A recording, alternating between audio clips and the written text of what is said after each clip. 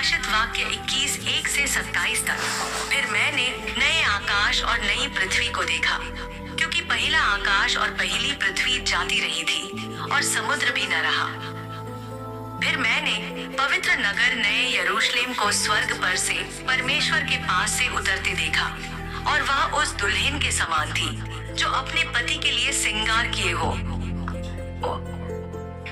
फिर मैंने सिंहासन में से किसी को ऊंचे शब्द से यह कहते सुना कि देख, परमेश्वर का डेरा मनुष्यों के बीच में है।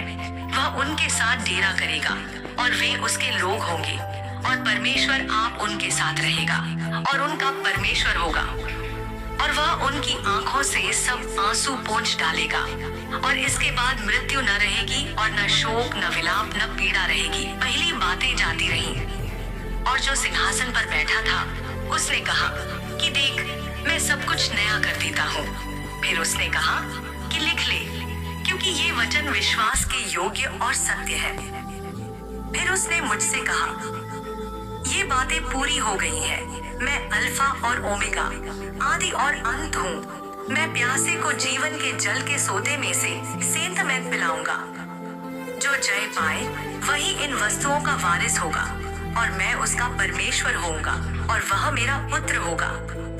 पर डरपोकों और अविश्वासियों और घिनौनों और हत्यारों और व्यभिचारियों और टोन्हों और मूर्ति पूजकों और सब झूठों का भाग उस झील में मिलेगा, जो आग और गंधक से जलती रहती है।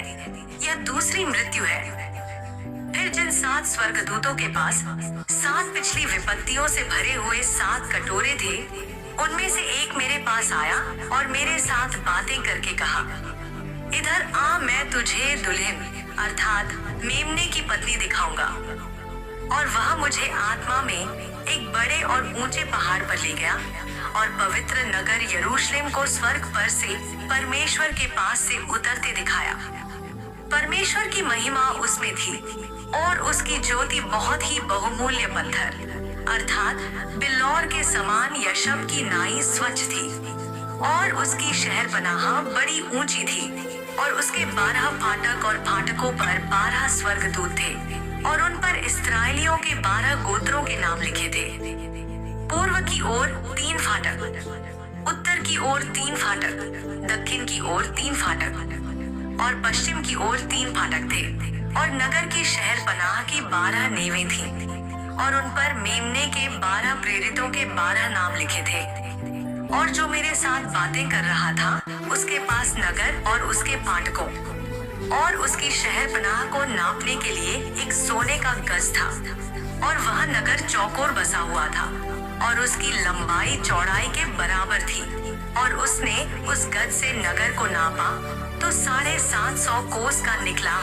उसकी लंबाई और चौड़ाई और ऊंचाई बराबर थी। और उसने उसकी शहरपनाह को मनुष्य के अर्थात स्वर्गदूत के नाम से नापा तो 144 हाथ निकली।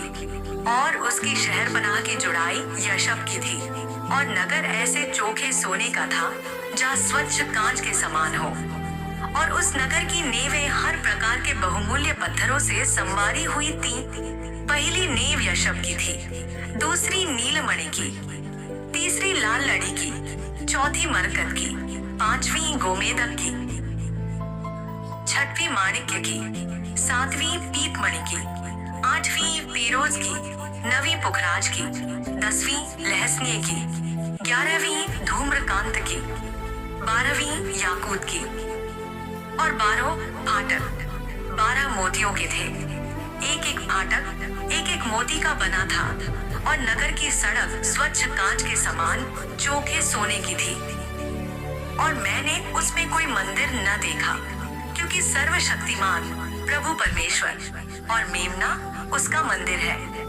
और उस नगर में सूर्य और चांद के उजाले का प्रयोजन नहीं, क्योंकि परमेश्वर के तेज से उसमें उजाला हो रहा है, और मेमना उसका दीपक है। और जाति जाति के लोग उसकी ज्योति में चले फिरेंगे, और पृथ्वी के राजा अपने अपने तेज का सामान उसमें लाएंगे। और उसके फाटक दिन को कभी बंद न होंगे, और रात वहां न होगी। और लोग जाति जाति के तेज और विभव का सामान उसमें लाएंगे। और उसमें कोई अपवित्र वस्तु था घृणित काम करने वाला या झूठ का गढ़ने वाला किसी रीति से प्रवेश न करेगा, पर केवल वे लोग जिनके नाम मेमने के जीवन की पुस्तक में लिखे हैं। इस वचन के द्वारा परमेश्वर आपको आशीष दे। आमीन।